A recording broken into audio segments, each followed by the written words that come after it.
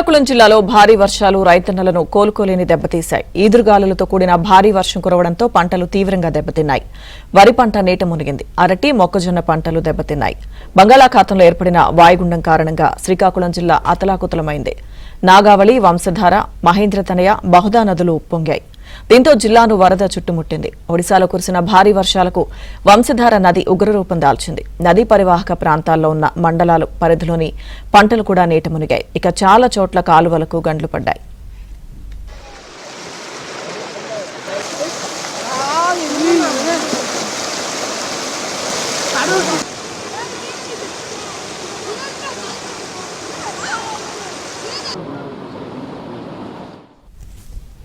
బూర్జ, ఆముదాల వలస మండలాలతో పాటు వంశధార నదీ పరివాహక ప్రాంతాలైన హిరమండలం, ఎల్లన్పేట, కొత్తూరు, జలమూరు, సర్బుజిలి, పోలాకి, నరసన్నపేట మండలాల్లోని వందలాది ఎకరాల్లో పంటలు నీట మునిగాయి.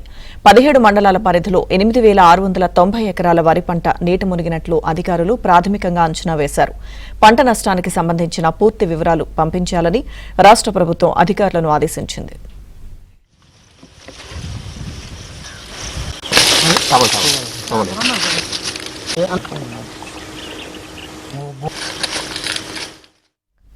లక్ష క్యూసెక్కులు దాటి వంశధార వరద నీరు రావడంతో పంట పొలాలు తీవ్రంగా ముంపునకు గురయ్యాయి. చివరి దశలో చేతికందిన పంట దెబ్బతినడంతో రైతన్నలు లబోదిబోమంటున్నారు. ప్రభుత్వం తమను ఆదుకోవాలని వేడుకుంటున్నారు.